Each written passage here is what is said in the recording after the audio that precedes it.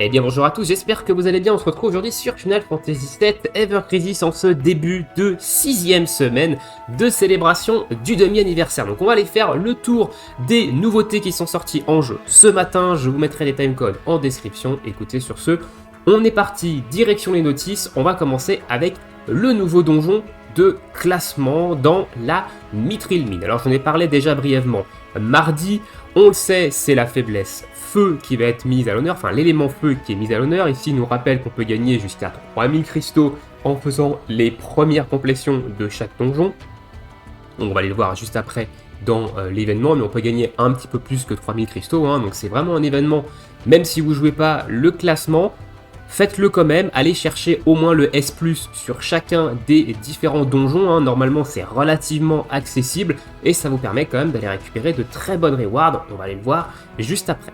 Faiblesse feu, donc élément feu mis à l'honneur dans ce donjon, ici il donne 2-3 petits tips pour avoir un meilleur score, hein, mais si vous êtes déjà familiarisé avec ce type d'événement, ça ne devrait pas trop poser de soucis. Donc on va se prendre du côté des événements et on va aller dans le Dungeon Ranking Mithril Mine.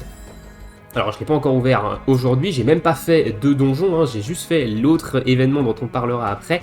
Alors au niveau des récompenses, donc déjà ici on a 200 cristaux si vous faites un score de 50 000, 200 cristaux si vous faites un score de 200 000, des crises, donc des vouchers pour avoir des entrées dans les crises donjons. Ça peut être intéressant parce que le dernier Very Hard dans les crises donjons, celui de la prison de Corel, il est pas si évident. Moi il m'a coûté quelques tickets hein, avant d'arriver à faire le S+. Ici vous avez une petite icône si vous faites 600 000, encore des vouchers. Ici on a 10 Mithril Or si vous faites 1 million de score, hein, donc c'est quand même pas négligeable, il faut aller les récupérer. On a encore 10 ici et encore 10 ici, on a 30 Mithril Or si vous arrivez à un score cumulé sur les 3 donjons de 1 500 000, ce qui est relativement très accessible hein, sur le donjon de classement, même pour un joueur free-to-play. Voilà, donc il n'y a pas vraiment d'excuses, hein, sauf si vous avez commencé il y a très peu de temps, mais globalement, si vous jouez depuis plusieurs mois, 1 500 000, c'est très accessible en score cumulé sur les 3 difficultés. Et on a 30 Mithril Or, et ça c'est très intéressant, on commence à en voir de plus en plus de ces Mithril Or, donc on peut passer de plus en plus d'armes 90 et notamment on peut aller chercher des armes niveau 100 et niveau 110. Maintenant le 120 est un petit peu plus rare, hein. Pour l'instant de manière free to play on n'en a que 2 des armes de niveau 120, mais ça c'est plutôt cool. Et au niveau des récompenses de classement, elles avaient déjà changé dans le précédent donjon de classement hein, où ils avaient réduit les tickets d'invocation à partir quand on sort quand on sort du top 100.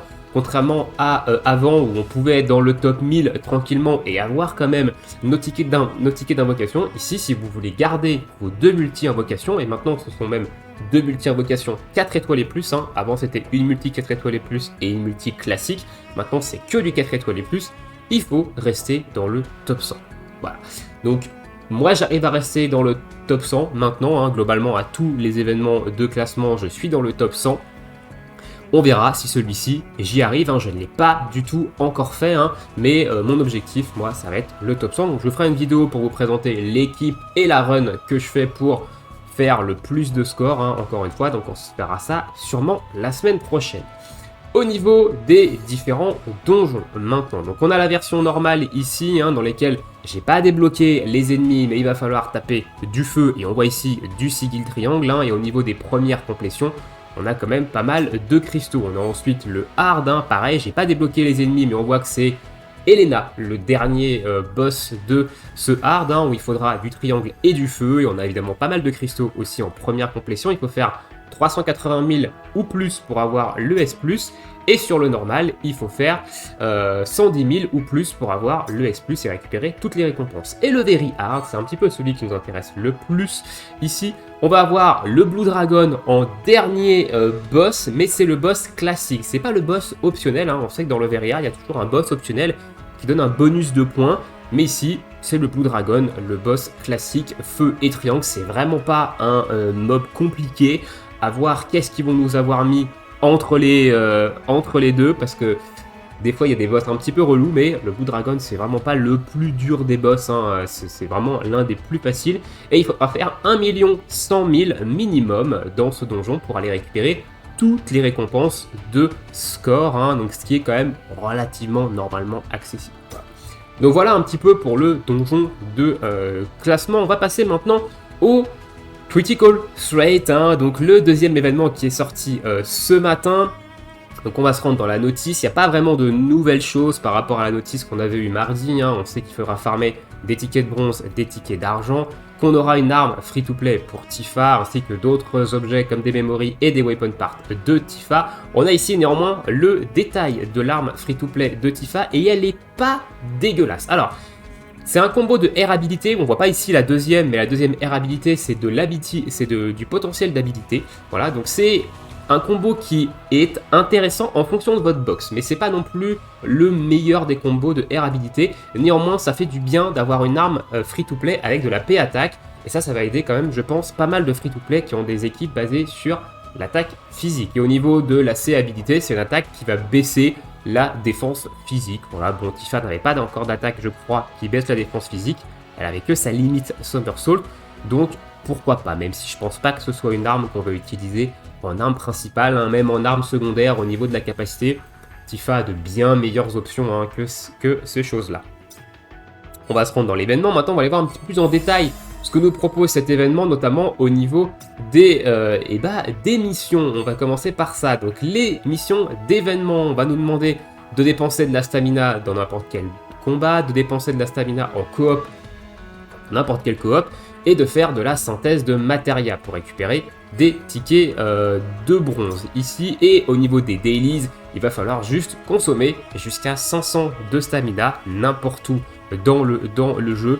Donc ça c'est très accessible, 500 de stamina, on a bien plus que ça de manière quotidienne en laissant juste la stam se recharger, hein, et je pense que vous devez sûrement être comme moi, vous avez beaucoup de potes de côté, de toute façon c'est un événement qu'on va quand même pas mal farmer pour aller récupérer les différents tickets et pour aller invoquer dans ces Victory Draw. Alors on va avoir la première Victory Draw avec les tickets de bronze, hein, avec les différents paliers. Donc au level 1 on récupère une arme de Tifa, 2 items 5 étoiles de crafting de matérias et 5 tickets d'invocation classique ainsi que d'autres items hein, pour upgrade les armes.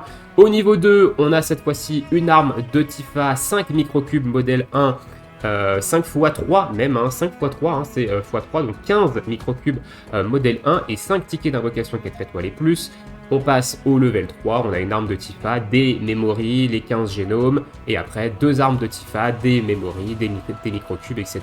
Ici on n'a plus d'armes de Tifa à partir du level 5, on a des memories, des génomes et des items de crafting de matérias, pareil pour le level 6 et pour le level 7, c'est un level infini, hein, dans lesquels vous allez pouvoir pull de manière infinie, et il y a des items assez classiques.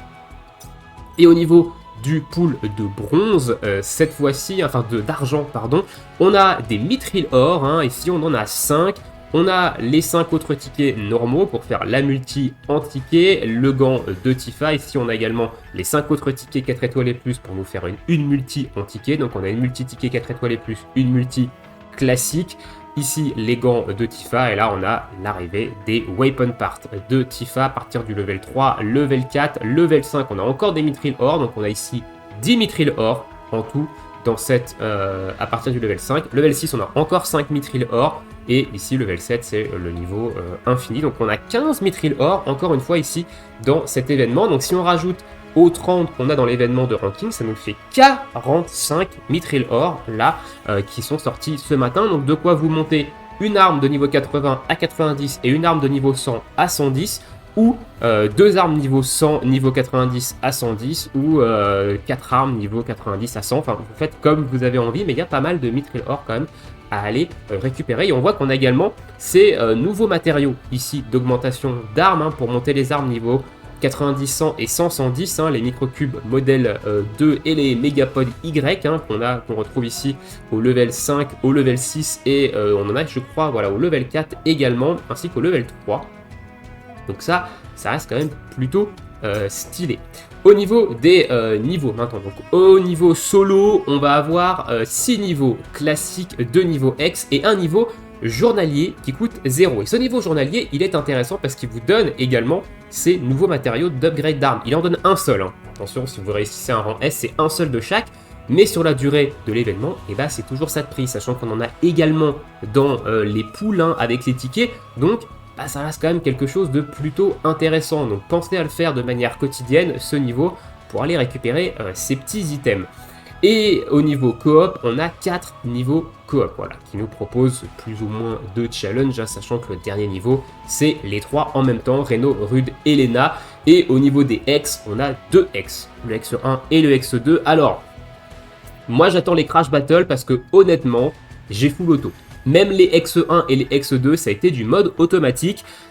Donc je suis un joueur qui joue quand même depuis Day One, mais j'achète que le Battle Pass. Donc je suis pas un gros cash player non plus. Donc c'est quand même des X qui sont relativement accessibles pour une grande majorité des joueurs. Donc la vraie difficulté, elle sera très certainement sur les Crash Battle, hein, donc qui arriveront avec la deuxième partie de l'événement, très certainement comme à chaque fois, mais les X1 et X2 ne présentent pas vraiment de difficulté. Alors ça dépend évidemment de votre box, hein, mais globalement c'est pas vraiment compliqué. Je vais vous montrer d'ailleurs l'équipe avec laquelle je suis parti ici, c'est celle-ci, voilà, une équipe quand même, bon, quand même assez solide, hein, on va pas se mytho non plus, mais un Cloud qui va taper glace et feu avec une matéria vent, parce qu'il va falloir les 3 éléments, hein, chaque Turc est faible à un élément, Reno c'est la glace, Elena c'est le feu, Rude c'est le vent. Une Tifa qui elle va taper glace, vent avec une matéria feu, donc encore une fois elle a les 3 éléments. Et un Matt qui est ici full support avec notamment sa centipède, hein. Je vais passer en toggle mode, voilà, avec sa centipède qui elle va augmenter la défense physique. Ils font que des attaques physiques, donc augmentez votre défense physique, c'est ce qui va vous permettre de mieux tanker leur attaque, hein, voilà, donc voilà comment je suis parti et potentiellement ça s'est très bien passé. Alors j'ai pas pris d'invocation parce qu'en fait on va les tuer un par un, donc il n'y a pas vraiment besoin d'invocation, donc j'ai plutôt pris des limites break ici et d'ailleurs je pense qu'il faudrait que je débloque la dernière limite de Cloud, mais je jouerais peut-être plutôt Climazard sur Cloud plutôt que cette limite là parce que bah, en combo avec le Somersault de Tifa ça reste quand même très intéressant. Voilà un petit peu ce que je peux vous dire hein, sur ce nouveau Critical Trade, donc qui est pour l'instant sympa, mais en termes de difficulté, on n'est pas quand même sur un très haut niveau. Dites-moi dans l'espace commentaire si vous avez vous-même par contre galéré sur le X1 et le X2, hein, comme j'ai dit, ça dépend de votre box, ça dépend depuis combien de temps vous jouez, etc. Donc ça dépend, voilà, ça dépend de ça, donc dites-moi si vous avez vraiment galéré, ou si c'était comme moi un petit peu du mode auto et que vous attendez les crashs. On va passer maintenant à la bannière, hein. Je pense pas qu'il y ait d'autres nouveautés hein, ici, non. On va passer à la bannière avec l'arrivée d'un costume pour Barrett, et ça faisait longtemps, ça fait plus de 6 mois que le personnage n'avait pas eu de costume dans une bannière feature ou dans une bannière tout court. Donc ça fait plutôt plaisir. Alors on a ici une arme en plus pour Barrett et une arme en plus pour Red 13, donc on va commencer par analyser l'arme pour Red 13, pour ça on va aller dans la wishlist, parce qu'il n'a pas de costume, donc on ne la voit pas. Il est où Red? Il est là. Alors, l'arme de Red 13, hein, on va la prendre ici au maximum. C'est une arme qui va faire des dégâts physiques non élémentaires sur une seule cible, et qui va diminuer à partir de OB6 hein, ici, qui va diminuer la résistance au feu de -3 ainsi que la résistance à la glace de -3. Donc on a ici une double baisse de résistance élémentaire sur une même attaque, et une attaque qui coûte 3 d'ATB. Donc pour une attaque qui coûte 3 d'ATB, avoir une double baisse à -3 de résistance glace et de résistance au feu, c'est assez intéressant. C'est même très fort, honnêtement. Je trouve ça même plutôt fort, hein, même si, en général, dans un combat, un ennemi peut avoir une double faiblesse, mais on va surtout se cibler sur une seule faiblesse. Là, quand même, je trouve ça quand même assez intéressant qu'on ait cette double baisse de faiblesse, parce que ça rend l'arme plutôt polyvalente. On peut l'utiliser sur de la faiblesse feu et sur de la faiblesse glace, on utilise la même arme. Donc, c'est assez intéressant comme arme sur Red 13, je trouve, ça lui redonne beaucoup plus d'utilitaire hein, en plus de ça, donc c'est pas inintéressant, c'est vraiment très intéressant honnêtement. Voilà, donc pour 3 d'ATB, je trouve ça vraiment cool d'avoir cette arme là, sauf que c'est une arme qu'on va pouvoir mettre en wishlist, hein, donc vous allez pouvoir aller la chercher au B6 via la wishlist, et elle sera intégrée en plus plus tard au ticket. Au niveau des air habilités, on a également un combo qui lui est intéressant, on a beaucoup d'attaques, on a une air habilité d'attaque globale et de boost d'ability potency. Donc ça, c'est également un truc qui va venir terminer un build. Donc si vous avez un niveau 7 de P attaque et un niveau 7 de potentiel physique déjà, et que vous avez encore de la place pour mettre des armes en sub, ce genre d'armes avec ce genre de combo de air habilité, c'est très intéressant. Ça va vous donner encore plus d'attaque et encore plus de dégâts supplémentaires quand votre jauge de posture sera au maximum. Donc c'est une très bonne arme à air habilité également à mettre en sub. Donc là pour le coup, c'est une bonne arme je trouve pour Red 13. Au niveau des matérias, on a ici également une arme qui est assez intéressante parce qu'on a de l'attaque, mais on a également 2 slots qui vont booster de 30% l'attaque une matéria de glace ici et de 30% une matéria de feu. Alors certes c'est assez niche quand même, hein, parce que de toute façon l'arme on va l'utiliser sur de la faiblesse glace et sur de la faiblesse feu. On ne l'utilisera pas ailleurs, mais du coup ça reste intéressant parce que il n'a pas spécialement d'arme qui fait des gros dégâts de feu. Alors il a une arme qui fait des dégâts de feu physique, mais il n'a pas d'arme qui fait des dégâts de glace, je crois. Donc ici, avoir en plus de ça une augmentation, un plus 30% sur les matériaux de glace et les matériaux de feu sur cette arme, c'est également intéressant. Donc l'arme, globalement, moi je la trouve quand même plutôt intéressante. L'arme de Red 13, et si on regarde en full étoile niveau 120, c'est 62 de boost d'attaque et 39 de boost d'ability pot. Alors 62 de boost d'attaque, et bah c'est level 7, hein. C'est le max, hein. C'est le max du max.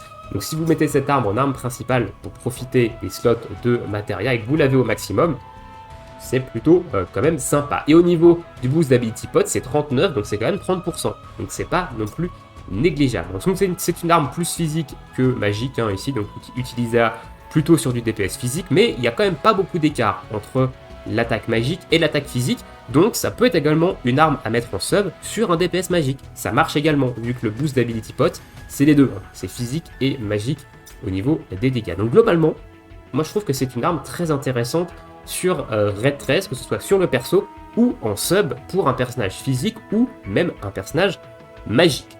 Passons maintenant à Barret. Et bah honnêtement, le costume, il en jette. Moi je trouve que là le costume, il est stylé et ça fait plus de 6 mois que les main Barret attendent un nouveau costume. Et en termes de skin, je le trouve vraiment très sympa, ce costume. Dites-moi ce que vous pensez de ce costume dans l'espace commentaire, mais moi je le trouve très stylé avec ces espèces de néons violets là qui rappellent évidemment le côté full, le côté électrique un petit peu de ce costume, vu qu'il s'appelle Electro Armor, hein, et honnêtement, et bah c'est sympa. Alors, qu'est-ce que fait ce costume? Et bah pas d'Arcanum pour Barret. Voilà, on avait l'hypothèse qu'il ait un Arcanum de foudre, hein, avec cette bannière là, mais pas du tout. Il a néanmoins une nouvelle air habilité, donc on va avoir du boost HP ici, classique. C'est intéressant parce que Barret, jusqu'à présent, c'est quand même un support sub DPS, un petit peu tank entre guillemets, hein. C'est un peu comme ça qu'il est joué la plupart du temps. Il n'est pas souvent joué en DPS, même si en DPS physique ça peut fonctionner. Et il a un Domitable Soul, qui est une nouvelle air habilité de costume qui va donner de la défense physique et magique à plus 20%, ainsi que de l'attaque physique et magique à plus 10%. Donc c'est un peu l'équivalent des costumes qu'on a déjà eu sur Red 13 et sur Lucia, qui eux sont plutôt centrés sur des attaques élémentaires, hein, sur 2 types d'attaques élémentaires, avec de la résistance au feu, à la glace et des dégâts de feu et de glace. Ici on a un costume un petit peu plus généraliste, avec de la protection physique et magique et de l'attaque physique et magique. Et honnêtement, et bah c'est pas inintéressant. Alors c'est moins intéressant qu'un Arcanum, évidemment, parce que les Arcanum c'est 35% de dégâts élémentaires, donc forcément c'est ce qu'il y a de plus fort en termes de DPS. Mais là on a quand même sur un costume qui lui ramène de la tankiness, et le Barret il va quand même être plutôt solide, je pense, avec ce costume là, parce que déjà 20% de défense magique et de défense physique, plus les HP, ça rend quand même plutôt solide de base, et on a quand même un petit boost d'attaque de 10% dans les deux cas. Donc c'est un costume qui peut être joué aussi bien sur un Barret que vous allez jouer magique, que un Barret que vous allez jouer physique. Donc c'est un costume qui est plutôt polyvalent, et honnêtement, pourquoi pas. Alors, honnêtement, pourquoi pas, hein, si vous jouez Barret, moi je trouve que le costume, il est quand même intéressant. Maintenant, l'arme. Alors son arme, ça m'a fait rigoler quand j'ai vu l'arme ce matin, parce que, eh bah, c'est l'équivalent de l'arme FF9 de Sephiroth en termes d'attaque. On a une attaque ici qui va taper magique de foudre sur tout le monde pour 4 d'ATB, qui va diminuer en OB6 ici l'attaque physique de -2 jusqu'à -3. Hein. Avant, c'est que -2. Vous pouvez pas aller au-dessus de -2. Mais avec, si vous la passez OB6, vous allez pouvoir passer la baisse d'attaque physique jusqu'à -3. Il va falloir faire l'attaque 2 fois, hein, évidemment. Mais on a quand même un -2 de base sur tous les ennemis. Et si vous avez 50% ou plus d'HP, et ben vous diminuez également l'attaque magique de tout le monde. Elle s'arrête à -2. Elle peut pas monter jusqu'à -3. Hein. On a un max pot de -2 seulement. On va regarder ce que fait l'arme de Sephiroth, hein, l'arme de la Kuja Sword. Alors, je ne sais pas si je l'ai. Par contre, ça c'est un détail, c'est un détail qui a son importance. Je ne sais pas si je l'ai. Est-ce que je l'ai au moins en 3 étoiles, son arme du crossover, ou pas du tout?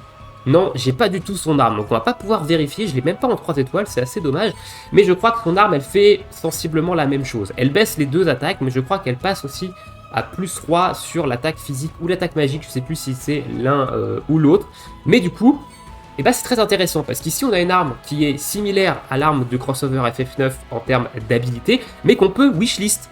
Voilà, donc on peut récupérer jusqu'au niveau max, chose qui n'est pas faisable avec l'arme de Sephiroth parce que c'est une arme de crossover, donc on peut plus la récupérer. Donc là c'est très intéressant, ça offre à Barrett encore plus d'utilitaire, je trouve, couplé à son costume qui moi je trouve est quand même relativement intéressant. Donc et bah cette arme, je la trouve pas inintéressante honnêtement sur lui et je suis assez satisfait qu'il fasse ça sur le perso. Parce que le perso, bah, il est dans sa lignée. Voilà, c'est un support sub DPS avec de l'utilitaire. Hein. Donc ça, je trouve ça très cool qu'il reste sur cette lignée-là. Donc en plus de ça, il a une arme qui peut le buffer Magic Attack. Hein. Donc c'est une attaque magique de zone. Donc ça peut être plutôt intéressant. Et au niveau de ses air habilités, eh ben, il a un combo de air habilité excellent pour un DPS magique que vous allez pouvoir utiliser en sub sur un DPS magique.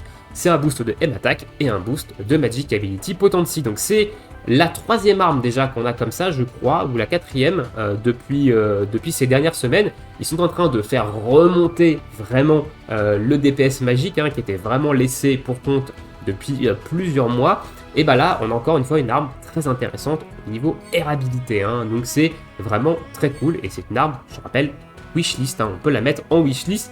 Et on pourra l'obtenir dans les tickets dans quelques semaines quand elle sera ajoutée.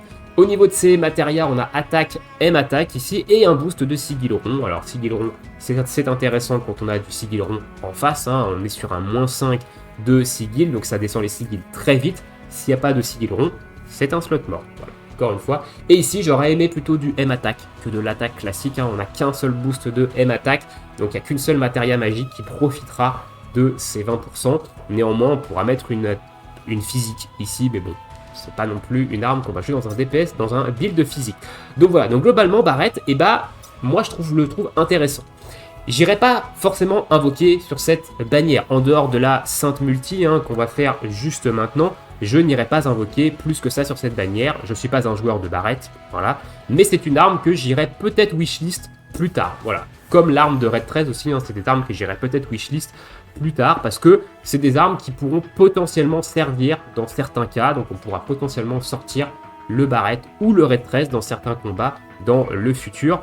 Donc voilà, mais j'irai pas invoquer pour aller chercher son costume. Allez, on va se faire la wishlist rapidement sur cette bannière. Alors je vais aller récupérer du Heavy Other, je vais garder la centipède de mat, hein, j'ai besoin de cette centipède de mat. Je vais me concentrer d'ailleurs sur cette arme de heal maintenant plutôt que l'autre notamment. Et je vais mettre son cross parce qu'il me manque un doublon de cette arme pour l'avoir OB6, donc pour avoir le -3 d'attaque physique directement. On va mettre l'arme de Ketsit, celle-là, voilà, celle qui donne du heal et du buff debuff extension. Et derrière, qu'est-ce qu'on va mettre d'autre ? Je me tâte, soit je mets la radiante de Sephi que j'ai pas encore terminé, soit je mets d'autres trucs sur Glenn, je peux mettre l'ultimatique, mais j'ai pas trop de doublons, donc c'est pas très intéressant. Red 13 non, Iris non, Tifa non, Cloud non. Bah écoutez, on va mettre l'arme de Sephi. Voilà. On va se faire une petite wishlist comme ça, et puis écoutez, Sainte Multi, let's go. Alors attendez. Oui, c'est bon. c'est bon, le paramétrage est bon, c'est bon. Ok, Chocobo jaune ici, et petit x2, voilà, c'est marrant, ça fait 3 simples multi qu'on fait, et on a du x2 sur les invocations. On avait eu ça sur Iris Lucia, on a eu ça également sur Tifa Ketsin, on a eu du x2, donc c'est très intéressant. Ok, pas de costume de samouraï pour cette 5 multi. Laisse-moi avoir un 5 étoiles. J'aimerais bien un 5 étoiles, j'aimerais bien de la wishlist, en vrai, parce que, bon, l'arme de Barrett, je dirais pas non, mais l'arme de Red 13, actuellement, pas trop. Allez, 5 étoiles, pas 5 étoiles, 5 étoiles, hein, il est solide sur les appuis dès le matin, petite esquive, hein, évidemment, donc on va passer ici l'animation, et on va avoir un seul 5 étoiles, Barrett, ok, donc j'ai une arme en wishlist de lui, la Ivy Other, et ben écoutez, il y a également son arme, sa nouvelle arme, et bah ce sera la nouvelle arme, hein, parce que bah, je crois pas avoir d'arme, voilà, donc c'est la nouvelle qui tombe ici, et bah écoutez, plutôt cool que ce soit la nouvelle arme qui tombe, parce que et bah, si jamais j'ai besoin de Barrett prochainement avec ce genre d'arme, bah, ce sera toujours ça de prix. On a l'arme de Red 13 qui est ici en 4 étoiles, hein, je crois que c'est celle-là. Alors arrêtez de me spammer avec vos trucs là, merci beaucoup. Je crois que c'est celle-là, hein. Oui c'est celle-là. Mais ok, bon bah on va faire ce multi, hein, l'arme de Barrett, ça reste quand même plutôt cool. Voilà, dites-moi dans l'espace commentaire, vous, qu'est-ce que vous pensez de toutes ces nouveautés, hein. Est-ce que vous avez invoqué d'ailleurs sur cette bannière Barrett Red 13? Et nous, et ben on se retrouve bientôt pour de prochaines vidéos. Je vous souhaite tous une très bonne journée, une très bonne soirée, bon jeu et à bientôt. Ciao ciao.